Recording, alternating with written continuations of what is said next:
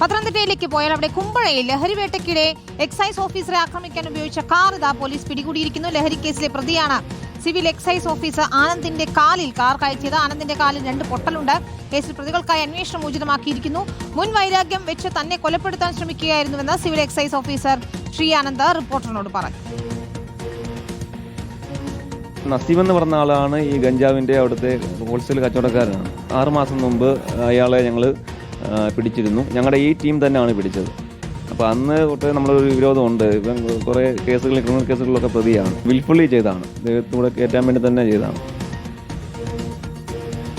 പ്രവീൺ പുരുഷോത്തമനാണ് ചേരുന്നത് വിശദാംശങ്ങളുമായി. പ്രവീൺ, ഇയാൾക്കെതിരെ നടപടിയെടുത്തത്, അതായത് അവിടുത്തെ കഞ്ചാവ് വിൽപ്പനക്കാരനെതിരെ, ലഹരി കേസിലെ പ്രതിക്കെതിരെ നടപടിയെടുത്തതാണോ ഇത്തരത്തിലൊരു വൈരാഗ്യത്തിലേക്ക് എത്തിച്ചത്? ഇദ്ദേഹത്തിന്റെ ആരോഗ്യനില എങ്ങനെയുണ്ട്?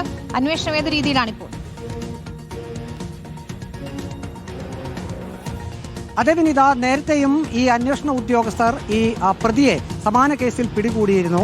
അതിന്റെ വൈരാഗ്യം തന്നെയാണ് ഇത്തരത്തിലൊരു സംഭവത്തിലേക്ക് പോയത് എന്നാണ് ഇപ്പോൾ ഈ പരിക്കേറ്റ എക്സൈസ് ഉദ്യോഗസ്ഥൻ വ്യക്തമാക്കിയിരിക്കുന്നത്. അദ്ദേഹം ഇപ്പോൾ പത്തനംതിട്ട ജനറൽ ആശുപത്രിയിൽ ചികിത്സയിലാണ്.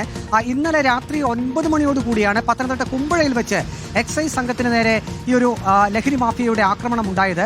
അവിടെ 2 പേർ ലഹരി കച്ചവടം നടത്തുന്നതായ ഒരു രഹസ്യ വിവരം പത്തനംതിട്ടയിലെ എക്സൈസ് ഉദ്യോഗസ്ഥർക്ക് ലഭിച്ചിരുന്നു. അതിന്റെ അടിസ്ഥാനത്തിലാണ് 4 പേരടങ്ങിയ എക്സൈസ് ഉദ്യോഗസ്ഥരുടെ സംഘം ഈ കുമ്പഴയിലേക്ക് എത്തുകയും ലഹരി കൈമാറുന്നതിനിടെ ഈ പ്രതികളെ പിടികൂടുന്നതിനുള്ള ഒരു ശ്രമം അവർ നടത്തുകയും ചെയ്തത്. പെട്ടെന്ന് തന്നെ ഈ എക്സൈസ് സംഘത്തെ വെട്ടിച്ചുകൊണ്ട് കാറിൽ ഈ പ്രതികൾ കയറി വളരെ വേഗത്തിൽ മുന്നോട്ട് കാർ എടുക്കുകയായിരുന്നു. ഈ സമയം ഈ ഉദ്യോഗസ്ഥൻ കാറിന്റെ മുന്നിൽ കയറുന്ന അത് തടയുന്നതിനുള്ള ഒരു ശ്രമം നടത്തിയിരുന്നു, ഇടിച്ചിടുകയും. അന്വേഷണം ഊർജിതമായി തന്നെ നടത്തുന്നുള്ളൂ.